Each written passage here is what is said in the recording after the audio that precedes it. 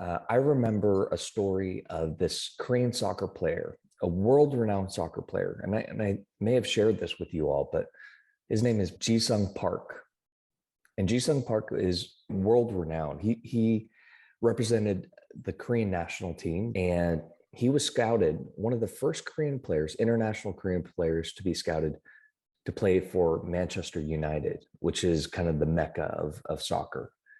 And when he went to Manchester United to play for Europe, it was a really big deal. I mean, he was wearing the weight of his country's shoulders on him, and there was a lot of pressure for him to perform. And when he got there, he struggled.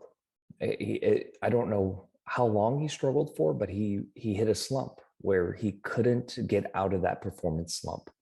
It got to the point where he was even thinking about quitting because it was so frustrating for him.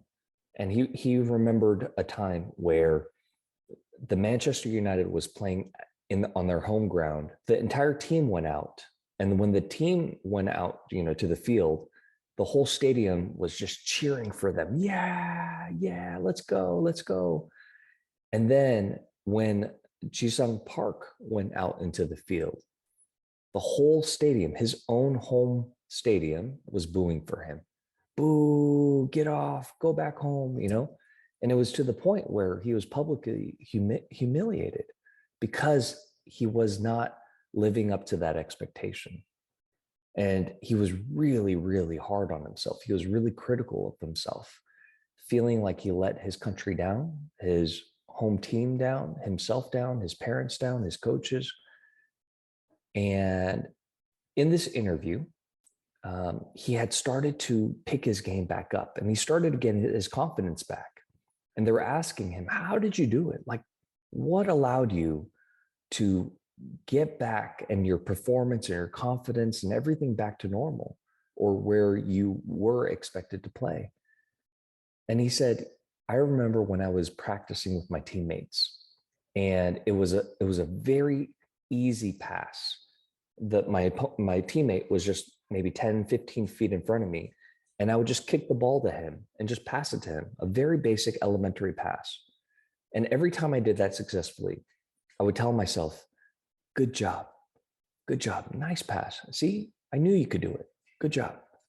And so he built this, his skill from the ground up, literally from passing, and he kind of complimented himself. And he was patting himself on the back. And he was telling the reporters that my confidence was zero. It was on empty. So I had to literally start from scratch and build it little by little. And today I was reminded of that because it was so rough for me technically. I remembered the story of Ji-sung Park and the self-compassion he showed himself. I mean, here's this guy who is one of the elite soccer players, football players in the world, and he's doing a very basic pass and he's complimenting himself for that. So when let's say I hit a 3-foot putt and I hit it in the hole, instead of just saying, oh yeah, of course, of course you're going to make that. That's a gimme. Instead of doing that, I started to just say, wow, that was a really nice stroke. That was a very solid putt, great contact, Matt. And I started to do this and implement it myself. And this was the mechanisms. This was the beginning foundation of me kind of building myself back up. And I started to catch momentum a little bit more throughout the round. This is just an example of self-compassion that high performers like Ji-sung Park implement in their lives every single day.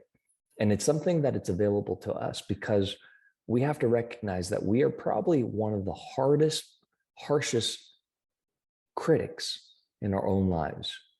Like I said in the video vault on self-compassion, when we're talking to a best friend who's struggling and we're going up to them after they make a mistake, they're really down, they're depressed, they're crying, we would walk up to them and we would our tone of voice would shift. How we talk to them would shift. It'd be very compassionate, it'd be very caring. It's okay. It's all right. It's going to be okay. You got this. But if we made that same mistake we would be berating ourselves. We would be criticizing ourselves. And when we're playing out there, when we're out there on the course or on the court or whatever we're doing, our stage, there's no one out there to cheer us up other than ourselves. I mean, if you're playing professionally, you have your caddy, of course, but nobody can do this for you. Self-compassion has to come from you. And you got to learn to build up your confidence and build yourself up, because that is the beginning stages of being in that optimal mindset.